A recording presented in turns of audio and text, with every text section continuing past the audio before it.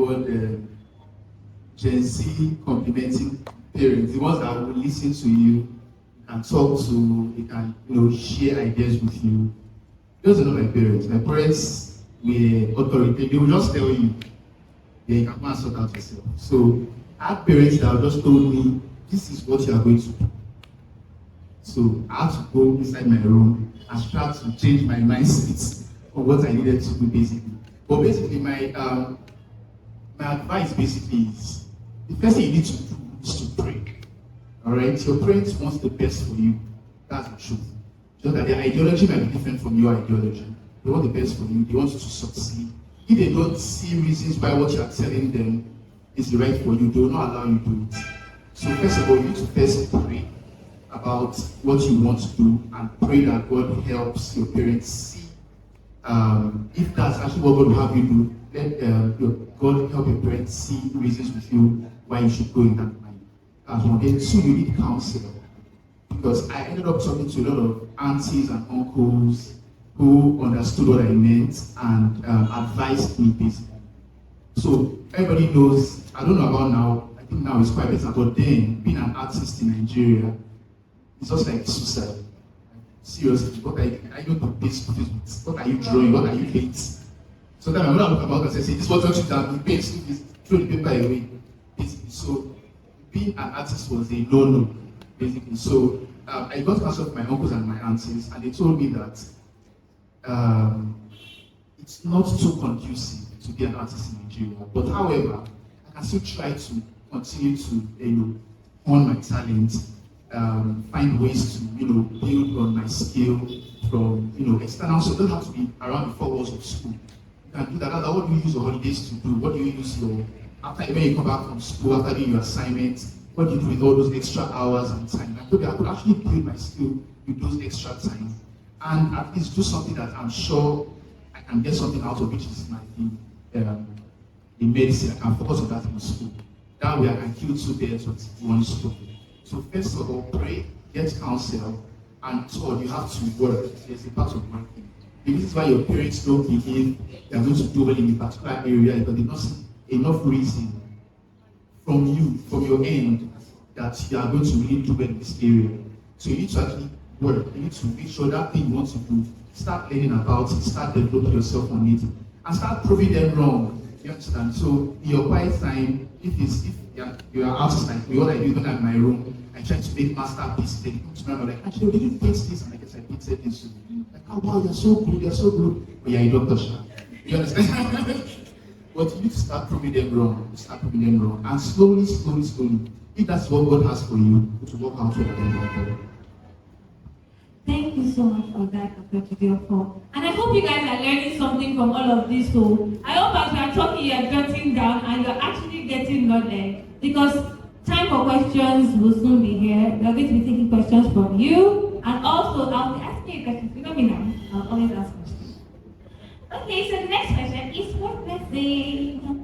So if you had the opportunity to do something differently, what would it be? What should we expect from you in the next 5 years? Alright, that's 2 questions, right? Okay, so if I was going to do something differently, I think that I'll believe in myself more. Now, what I mean by this is, getting into the University of Lagos, I just graduated like some months ago, so that's why I'm talking about school a lot. I was like a ghost for like the first year in school. Even the people in my department did not know me, like they did not know that I was in this department. I wish I believed in myself some more that, okay, you can actually do this thing. Because when I look back at the things that I was able to achieve coming out of school, I'm like, why was I stalling? Like, why was I wasting time at the beginning? I just, when you get into university, there are a lot of opportunities that are not glaring. Nobody will tell you. But if you put yourself to work and put your head in the right places, a lot of opportunities will open up to you.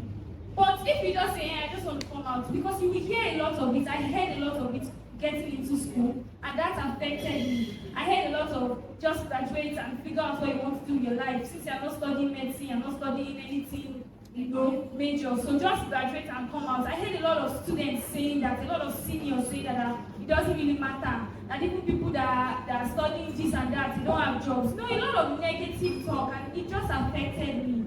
So I wish I believed in myself more that, hey, I got this. So getting into school, you put yourself into the right places, volunteer, do stuff, get into activities. There are a lot of opportunities, scholarships, so many things that nobody's writing on the wall in school. Nobody will tell you. In fact, the person next to you might even be on scholarship, fully funded. They will not tell you. You will not know. You will not know the opportunities that open up to that person, that have been opened up to that person, unless you apply yourself. Do you get it? So what I wish I had done differently is to not look down on myself when I got into school and not just feel bad that, oh, I'm not studying medicine, because I wanted to study medicine. Let me just say, they did not give me the admission. So I studied botany, and then when I got into school, I was like, oh my God, I'm not even studying what I want. Let me just do and just come out of here. But that changed along the way, and I wish I even knew that from the beginning. So it really doesn't matter whether you did not get your dream course or whether your mates are supposedly doing better than you. Believe in yourself. When I'm getting into this school, I'm a force. I have something to offer. In my department, I have something to offer. You know, when we graduated in my set, some of my mates, texted me and told me, see, I'm proud of you. I've been watching you. People are watching you, but you don't even know. I've been watching you. I've been seeing how resilient you are. You are this, you are that, you did this, you did that, yet your grades did not fall, blah, blah, blah, and all of that. And I didn't even know that there were people who were looking up to me in my own class. And me, I was there looking down on myself. So I want you to believe in yourself wherever you are stepping into. If you are going into a new place, a new school, or anything, believe that you actually have something to offer. Don't look down on yourself regardless of whatever the circumstances around you may look like. So that's what I wish I did differently. That I put myself out some more. And then in 5 years, right? In 5 years, I'll answer this question in 2 ways. The first major thing that I'll be doing is I'm doing a lot of ministry because I'm a believer, I'm a Christian, and that's a very important part of my life. So I'm not excelling in other areas of my life, my spiritual life to be going down low. So I want to see hundreds and thousands of people know God, young people like you, get to know God and get to experience God. And when you see me in 5 years, that will be one of the major things that I'll be doing. And then for my business in 5 years, I am going to take beauty education to another level. Because you see, in the makeup industry, a lot of people want to start makeup, but there are no questions that are being answered. Even makeup artists that are already in the game, they don't know a lot of things in the sense that there are questions they have, and when you ask your fellow makeup artist or you ask someone who has gone ahead of me in the industry, the answers they give you are vague. Like, nobody really tells you, okay, this is how to do it, because there's the art of makeup and there's the business of makeup. So you can know how to do this beauty thing, you can know how to make someone look beautiful, but you don't know how to work the industry. So I want to not just teach people how to do makeup and make people look fine, but also help them to navigate through that industry. And that is something I'm going to be doing a lot. I'm going to train a lot of industries a lot of artists by God's grace across the continent. That's something major I'll be doing in 5 years. Thank you. Everybody give her a round of applause. So one major thing I want you to take from what she said is that you should believe in yourself. And remember what we said yesterday about if you don't look for something will never come to you. You have to look for them. You have to be very, how would I even say this thing you said? You have to actually dig deep for you to find some certain opportunities. And they don't just come to you. You are even very opportune and lucky to be in this program today. And even yesterday, because I feel like you guys have learned a lot over time. Right? Give yourselves a round of applause too. Okay, so the next question I'm going to be asking is to Sir David. So a couple of years ago, photography was not as lucrative and popular as it is now. Interestingly, some people are still stuck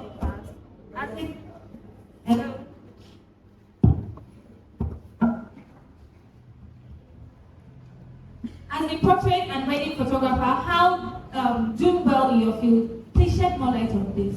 So you know the way people always think that if you're a photographer, you're one of those people that when they enter maybe like O1 you always say, come and watch your picture, come and watch your picture. So, growing up too, like I said, that was my own idea of photography. because I was also used to want to take passports. And I thought that was all photography was about. Where I used to stay, there was a small studio where you just walk in, put the red background behind you, or white, or brown, or black, and you just stand in front of a camera and take. Like I said, my whole mentality about photography changed when I was having that pre-wedding shoot with my wife. I just saw it because when the photographer charged me, I was like, is it not this normal enter studio, take picture? But when I got into the studio, I saw a lot of things, the setup, the background, it was quite different from what I was always used to, and it just changed my mind. Now, when I now got into that industry, I now saw that, wow, you can actually make a whole lot of money from this, depending on the kind of clients that you have. As a photographer now, you can be the official photographer of, let me say, EcoBank, or the official photographer of MTN. And let me just break down what that means. Every event MTN has, you're the one that will cover it. If MTN has 1,000 staff, you are the one that will take pictures of all of them. If there is anybody in MTN that probably likes your work and they probably are getting married, you're the one that will cover that wedding. So it's really wide, and then when they get married, you take the picture. They are preparing to have a child, you take the picture. When they have a child, you take the picture. When the child has a birthday, you take the picture, and it goes on like that. If you are old enough and still strong enough to be alive when the child gives birth and all, you still continue taking pictures, So it's actually a very big industry, and the opportunities are endless, depending on how far you really want to go. Yes, so that's it. So basically what you're saying is there are levels to photography, and just because we are used to seeing those people that always come and disturb you to watch your picture, maybe in events, does not necessarily mean that that's where photography ends. There is a deeper level to photography, and if you are good enough, and if you are very good, and if you double down on it very well, you will get better clients and pay you more, right? Let me just even give like a range. In a day, right? You can make as much as this photographer. I hope to get to his level one day. He billed a client 14 million naira for a wedding, to just cover a wedding. So it was so good that he covered the wedding of one of the former president's daughters, right? And the bill was 14 million naira. So that's what somebody made in one day, right? So even as a beginner, you can still even start small, but just have that in mind, 14 million naira. So while we are still on that, even as a beginner, right? How can a young aspiring photographer start off while building blogs? What are the steps? The advice I would give anyone here that is interested in photography, right? If there is anyone okay, thank God, like your generation has a lot of advantage. Like during my own time, and probably that was why I was never interested in it. It was we were just used to passport. But now there is social media, there is Instagram. You see all these photos of great photographers. We also have YouTube where you can learn from. So instead of wasting time probably watching one Nigerian movie, or no offense to Nigerian movies, but maybe watching Netflix and stuff, you can just take out some time and go on YouTube, research. Like, how did I do that? Because I started learning myself before I started paying people to teach me, right? So you can just search basic things that a beginner photographer needs. You can just search anything, and there is something that will definitely come up, and you can watch. That's how I would actually advise that if there is somebody, if there's a photographer you admire, or you see opportunities where you can learn with somebody, it's good to attach yourself to somebody. The advantage that gives you is that the mistakes the person has made, you would not make them, and you learn from them. Because even as I am, I've made some very terrible mistakes. There are some gear that I ended up buying that I probably have not used since I bought them. And it was just because, okay, maybe I watched one video online and then I saw the man using it. I did not know why he was using it, but I saw what he was doing with it and then I ended up buying it. But it didn't appeal to the kind of pictures that I wanted to take. So I would advise if there is any photographer that you can attach yourself to, find one, attach yourself to that person and try to learn from the person. Because that way you won't make mistakes that way. Everybody give me a round of applause for that.